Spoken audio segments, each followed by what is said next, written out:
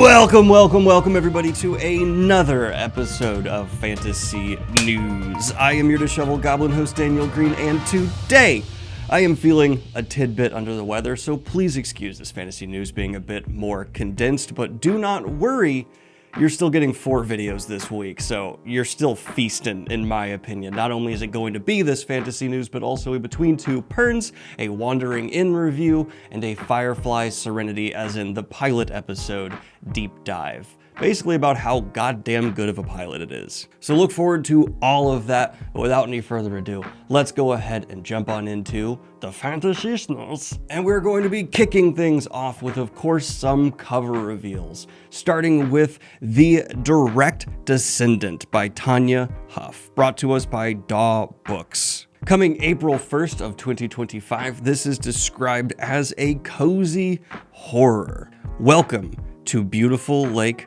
Argon. Come for the baked goods. Stay because you can't leave. And while DAW, for some reason, didn't feel it was necessary to credit the cover artist, fortunately the author on their announcement tweet did. And this cover from Jeff Miller does a stupendous job of encapsulating, I think, the exact vibe this book is going for. It's described as queer cozy horror, and you're kind of getting this like retro, for some reason it makes me think of like 1950s Coke ads, but the tentacles coming over with the color choice, it somehow does manage to be both horror and cozy, and a tiny bit gay.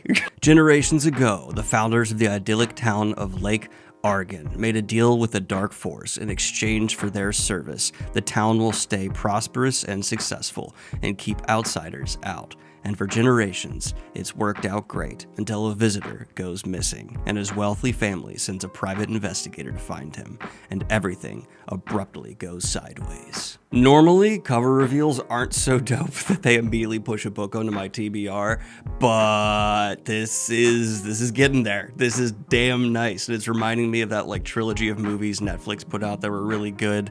The like 1997, you know, the one that did like I'm so tired today, y'all. I'm gonna leave it there. You know exactly what I mean. But this takes us to a cover reveal from Harper Reach, and this is for a Monsoon Rising by Thea Gauzan, with cover art by Kelly Chong. Dark plots simmer and passions hit breaking points as loyalties are tested in the breathtaking sequel to the Hurricane Wars.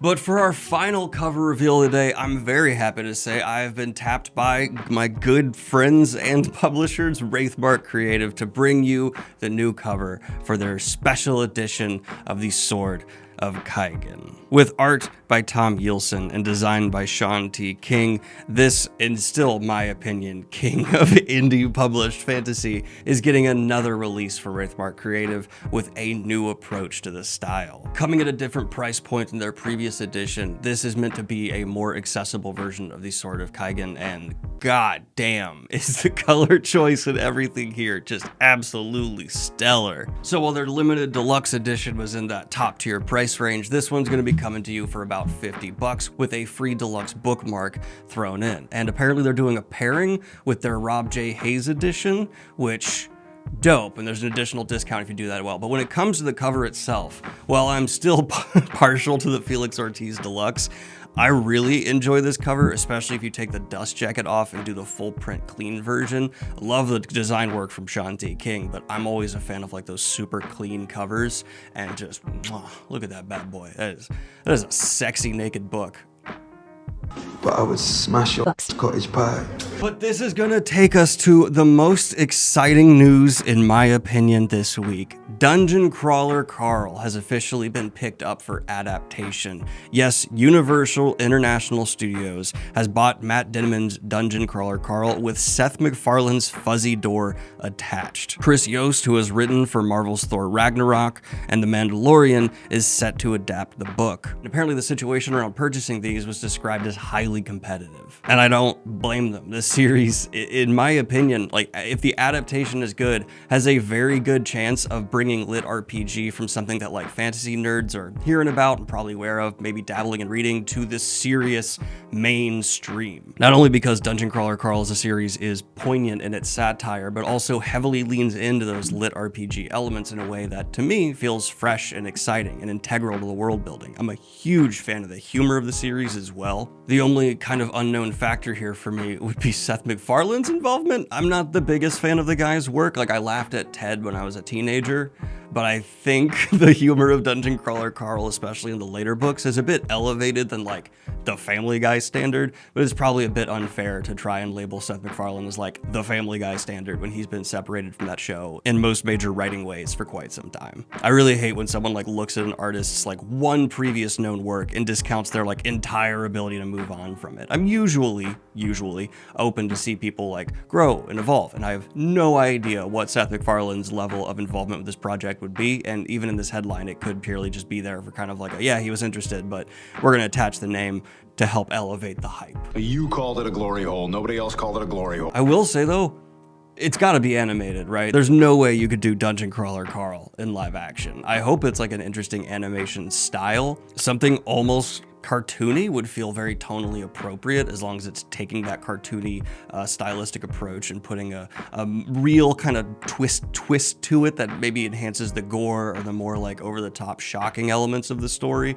Either way, this is a project I'm going to be keeping my eyes on, and if I wasn't sick, I would be far more excited about. But before we get into, let's call it Pitbull release the anger news, we're gonna cut away to a quick update from the Fantasy News co-host and my special boy, get 'em blue, Jackson Dickert, to give you some Tolkien news. Danny G, you old son of a gun, how'd you know I was gonna be wearing my blue today? HarperCollins is releasing 70 previously unpublished poems written by J.R.R. Tolkien next month on September 12th, which, can I just say, what a blunder. Maybe the biggest blunder of the year. They're releasing these on September 12th, just 10 days before Hobbit Day on September 22nd. Shame on you, HarperCollins marketers and publicists. Shame on you. J.R.R. Tolkien's son, Christopher Tolkien, worked with 2 leading Tolkien experts on the project before his own death in 2020. The poems range from moving metaphorical works about his time at war to ones that mention the Balrog and wargs, all the way to a humorous poem about a miserable Monday morning where everything goes wrong for old J.R.R. Rest in peace, Tolkien. You died too soon. You would have loved Garfield. I felt weird about this headline when I first read it. Like, I'm glad that we get more work from the man himself, but it does feel a little odd piecemealing out a dead artist's work a little at a time. Maybe, that's just me, I don't know. But after reading that it was a project that his son Christopher was spearheading because his father always wanted to be recognized for his poetry, I felt a little bit better about it. I felt a lot better about it. Okay, so nobody panic when I start explaining this next story, because spoiler alert, it's already been resolved. Wizard of the Coast's digital Dungeons & Dragons platform, D&D Beyond, announced that it would be deleting the 5e versions of spells and magic items as part of the process of updating the site to contain the new 2024 content. This, understandably, made a lot of fans very upset, since the new rules are marketed as fully compatible with the old stuff. The only way to save the old rules was a weird workaround where you had to create your own homebrew versions of the same content, which sounds very clunky and bad, especially since there's a lot of people who are in the middle of campaigns which now have to be interrupted to fix a thing that shouldn't need to be fixed. Which is why Twitter did what Twitter does best and went and yelled at Wizards of the Coast and D&D Beyond and said, this is bad and you should feel bad, only I'm pretty sure that people said nastier stuff than that. Don't mess with people's D&D characters, man. Just don't do it. They're serious about that stuff. So then on Sunday, D&D Beyond put out an announcement walking back the entire thing and saying that no, they will not be changing people's character sheets or removing spells or magic items, and no homebrew shenanigans will be necessary. This is an interesting one for me because I work at a software company, and it can be really tricky to tweak old features to try to improve them without taking away some of the niche functionality that a core group of users likes. When you're making software, you have to be really careful about the features you add, because They're easy to add, but very difficult to take away after they're implemented, which sounds backwards, but it's true. I promise it's true. Of course, D&D Beyond didn't do this for some niche feature only a few people use. It's freaking spells and magic items, for crying out loud. Those are some of the most fun and integral parts of the game. I wish I could say that I'm surprised they fumbled something like this so badly, but come on. It's Wizards of the Coast. Don't we just kind of expect this kind of thing at this point? Anyway, good on them for walking it back and setting things right. Maybe this is just like their marketing strategy now. Create outrage, then walk it back and say sorry. I don't know. This is like something a cat would do if it were in charge of a company. This is cat behavior. Is Daniel's cat Mako secretly running the show at Wizards of the Coast? The inner genius of your mind is beyond my comprehension.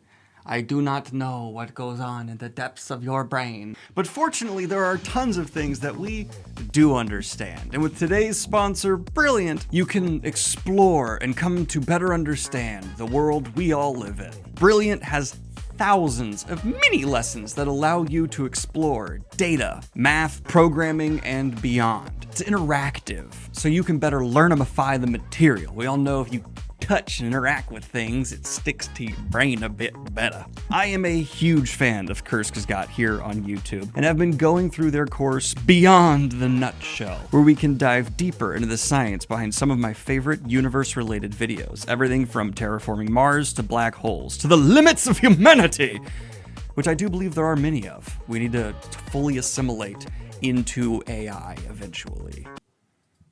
I read too much science fiction. There are so many ways you can take your scientific knowledge to the next level. And as I said, each lesson is filled with all kinds of concepts that you get to play with. A method proven to be 6 times more efficient than watching lecture videos. Plus, all of the content on Brilliant is curated by professionals, including teachers, researchers, and even professionals from the likes of MIT, Caltech, Duke, Microsoft, and of course, Big Daddy Google. Brilliant helps build your critical thinking skills through problem solving, not memorizing. So while you're building real knowledge on specific topics, you'll also become a better thunkumifier. So instead of mindlessly doom scrolling during the day, which I know is like pure dopamine in your brain, but it's not good for you. Instead, go ahead and pick up Brilliant so that you can actually hone and refine the knowledge of your mindumify just a few minutes at a time in ways that can actually help build your personal and professional potential. And if you would like to try everything Brilliant has to offer for a free full 30 days, all you have to do is go to the link in the description down below and check out brilliant.org/Daniel Green. And then you get 20% off the annual subscription. Thank you so much, everybody. Back to the video. Goodbye! And now, I am just going to read a headline to you, and then we will gather a reaction from someone who is rather related to this field. In person, I'm excited about this. Asked about SAG-AFTRA strike for better AI protections, Amazon Games boss claims AI has nothing to do with taking work away from actors because, for games, we don't really have acting. We were so wrong. I often speak on headlines from as best an informed perspective as I possibly can, right? I try and do research, understand the people who actually have worked in these fields to better relay their point of view, their response to you all, the audience. But I don't have to do that here today because my wonderful dearest heart, Kayla, lived in Korea and was both a voice actor for video games and a motion capture artist for video games. Both forms of fucking acting. So without any further ado, let's hear it from someone who this person is directly dismissing the job of. This is a little early to be handling this, but I really got to speak. Early in the morning. Christoph Hartman here, of the CEO of Amazon Games. I don't presume to know how you run your company, and I will not assume to speak on behalf of everyone who works there. I did 7 years of video game work. And then 2.5 years of motion capture work. But I can't speak for my 2.5 years of working in a video game company to say giant, like humongous She doesn't even need an anger translator. No, I don't need a megaphone. I'm okay. I have a large diaphragm, theater girl. I can project. I am officially out of my NDA now. I am allowed to talk about this. I was hired for a motion capture game that will be coming out soon. It rhymes with Rimsin Resort. And so I'm insulted as an actor and a voice actor on that. I would receive not only character analysis, we did receive numerous scripts with multiple notes, both in Korean and in English, so that we understood the nuance and the context of both the native language and what we were interpreting it into in our language. And there were often discussions on set how the Korean written language did not transfer over properly. So while I was fluent in Korean and I could say my piece, it was another thing to tell an entire company, yeah, this line doesn't work. But on top of that, to the localization team that you have so blithely referred to as the boring stuff. Those teams loved their jobs. The localization team would work with us, coming together and discussing what can be the best thing, the same that you would do on any other set. I'm not saying that AI won't ever accomplish that. I know we're living in an unprecedented time, and there is probably no limit to what AI will eventually be able to accomplish. But the fact that there are so many people out there who head these major organizations who will dismiss actors, all I can really say is you sound so uneducated on a field that you're supposed to be helming. And I encourage you, especially working for a mega conglomerate like Amazon, to educate yourself a little bit more, because there are many games out there that you can reference, like Baldur's Gate, like The Last of Us, where you can see how much of an impact those acting scenes, those cinematic scenes, the motion capture and the voice quality that you put in to create a character and make them feel more real. There's a reason those games are successful. And there's a reason a lot of your stuff has not. Bye. Oh, shit, you're in trouble. I also want to say this doesn't make me feel good about the upcoming Lord of the Rings MMORPG over at Amazon Games if this is the mentality that the person who's in charge of this stuff has towards working actors in the video game space. But that does also transition me quite nicely into our next story here, where apparently big tech companies are rather upset by a new law that will hold them accountable when their AI does bad stuff. Something I would call common sense. I actually recently just learned it's not illegal, I assumed it already was, for a company to program their AI to not tell someone it's an AI when they ask. That feels like it should not be allowed. I feel like that should be a part of like a Geneva Convention or something, where if you have an AI out there interacting with people and they ask it, is it an AI? They have to go, oui. But California is on the verge of passing a bill that would enforce sweeping regulations in the AI industry after it was approved in the state's Assembly Appropriations Committee on Thursday. The bill, SB 41047, proposes a number of safety requirements for AI developers to prevent severe harm and includes provisions that could hold them accountable for their output of their AI models. And OpenAI, which has previously been like, bro, I'm totally down for some more regulations. It's fine. I'm good for laws to be put in place. Is guess what? Suddenly backtracking and reversing course and being like, no, not like that. Of course, as all these Silicon Valley bros do say, because it will harm innovation. We're innovating like fucking crazy. There is more innovation happening right now than at any other point in human history. I love innovation. What I don't love is unwatched and unchecked billionaires and 100 millionaires in California just doing whatever the hell they feel like. Specifically, the bill would give the California Attorney General the power to seek an injunction against tech companies that put out unsafe AI models. And the companies could then face civil penalties. And while it looks like this bill could go through and we may actually see some barriers put in the way of these tech giants, I'm kind of afraid this is going to end up like a pharmaceutical situation where they keep doing whatever their practices are and they start seeing these civil penalties as cost of doing business because there is just so much profit to be had.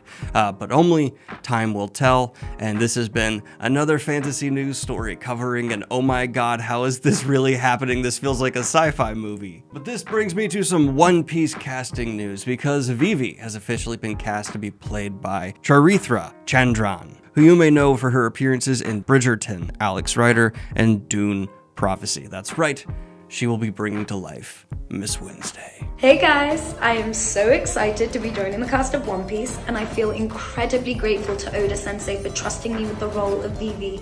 I know how much she means to all of you, and I am going to work my hardest to do her justice and make you all proud. See you soon. too. I just want to say also kudos to Netflix for keeping a lot of their casting under wraps. I think the parts where this character is in have to be done filming by now, and it did not leak, at least not on my radar. And I usually get people sending me leaks despite not wanting them all the time. So whoever's helming their keep it under wraps committee, good job. And in an update to the Running Man adaptation we talked about in the other fantasy news, Glenn Powell has been cast to star in it, and I liked him good enough in Hitman, so cool. And yeah, I'll talk about it. We also got the first trailer for War of the Rohirrim, an anime for The Lord of the Rings that, I'm going to be honest, I found this trailer a bit disappointing, not in the over-the-top, the world's ending fashion you see from some people online, but instead just even the approach they had for the marketing of opening with shots from the Lord of the Rings movies to try and like gear you, nostalgia bait you, and really hyping up Peter Jackson's involvement. It didn't tell me, oh, you're confident about this. You're confident that I'll want to see this because of that. I don't love that kind of communication. But on top of that, the animation I found to be nice, but not anything that felt very special for Lord of the Rings. The characters we got glimpses of were not the most compelling immediately, but hey, the original Rings of Power trailer looked sick as hell, and look how that turned out. This could be great, and I hope it is, but in terms of my hypo meter for War of the Rohirrim, it's probably hovering at like a 5 out of 10. It's like, yeah, maybe. But if you want to hear me really go off on something, the Zack Snyder animation project over at Netflix got another full-length trailer, and it was posted on the Netflix Twitter account embarrassingly saying, watch a brand new preview of Zack Snyder's upcoming animated series Twilight of the Gods in all its bloody glory, just maybe not at work, because there's blood and animated boobies. And it's, I'm just gonna say it. Zack Snyder, for some reason in this part of his career, has decided to make content for the people who are like on the mental level of reading Berserk and being like, Griffith is kind of badass though. Like, that's the people that he markets towards. And after watching the director's cuts of Rebel Moon 1 and 2, that's all he provides. Like, he's just that shallow level dumb brain content. And I have no problem with like sexy people being naked on screen. It doesn't even have to necessarily tie into like important plot stuff. But if it feels like the entire project you're giving to me is revolving around that with Rebel Moon and now this, yeah, I'm gonna call it what it is, which is just like dumb baby brain candy. It does not feel interesting or compelling. It feels like something I might throw on in the background if I'm cooking dinner and just want to possibly glance over every now and then and go, oh, whoa. Is that what like artistically we're at? If so, fine. But just stop marketing it as like, we're the edgy boys. No, you're not. Not even a little bit. Being edgy revolves pushing boundaries. This is pushing zero boundaries, none at all. It's just there to be shock value. And I'm so tired of these because they get so much money and their marketing campaigns are everywhere. It's exhausting. I am tired and sick and starting to sweat. So I am going to end this episode of Fantasy News and say thank you all for sticking around through my ness. Like and subscribe if you have not already. Hit the Patreon if you want to support what I do here. And have a good one, y'all. I love you, and I will see you soon.